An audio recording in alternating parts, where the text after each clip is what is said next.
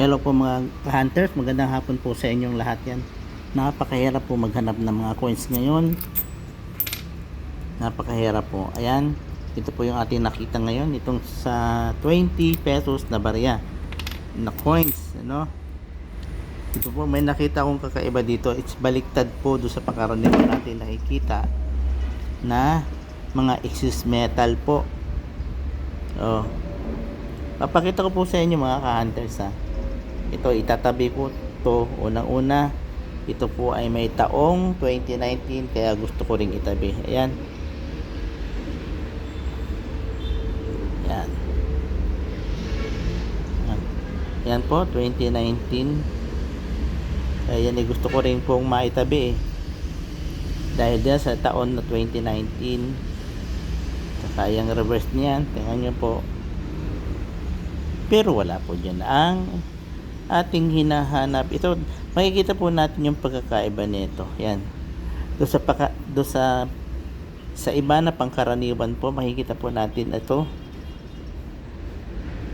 Yan po yung, 'di ba sa iba po excess metal, 'di ba? Tumaas itong pangalan ni Manuel L. Quezon, Manuel Luis Quezon. Ayan, tumaas. At saka sa halip na siya ay nagsobra na, naglapse, lumabis po. Ngayon naman kinulang. Ayan. Kinulang. Yan 2019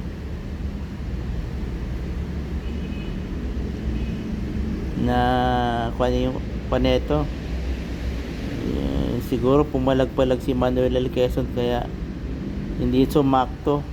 Yung iba naman kasi sobra naman, overlaps or exist na, sumobra na sa design na dapat talaga ang design niyan, ang original na design niyan dapat hanggang dito lamang po, yan sa pagitan po ng yung pagkakahiwalay po ng kulay niyan sa kulay bronze at saka doon sa silver, dapat hanggang dyan lamang po yan. Ito naman umatras.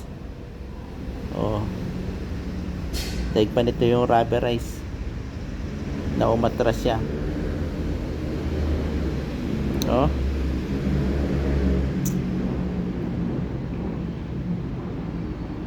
2019. Itong 2019 actually hindi na, wala nang ganun naghahanap po nito kasi siyempre yung mga collector po dito sa atin medyo, siyempre may mga hawak na po kasi yan, meron na po sila mga hawak kaya hindi na po sila gaanong naghahanap ng 2019. Pero sa mga hunters po, pagpatuloy nyo din lamang po na magtabi ng mga 20 pesos na 2019,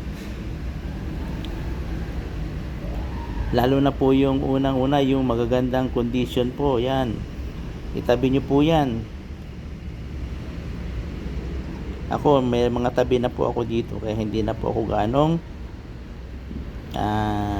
bumili nito kasi nung unang labas po ng 20 pesos nato na coins, talagang bumili po talaga ako nito. Yung mga lumipas yung mga buwan, marami nang naglumabas, yun pinipili ko na lamang po yung aking kinokolekt. Kaya hindi na po ako ganong bumibili ng mga coins kasi meron na rin po akong mga hawak.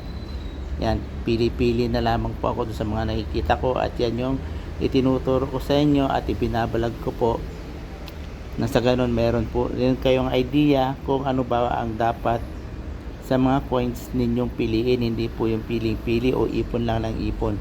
Maganda rin po yung ipon ng ipon kasi para kayo nag-aalkansya din. Darating ang araw pag wala kayong panggastos, pwede nyo pong ibili yan. Basta piliin nyo rin po.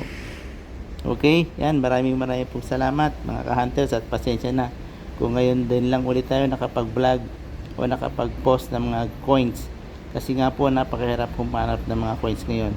Bye bye po sa inyong lahat.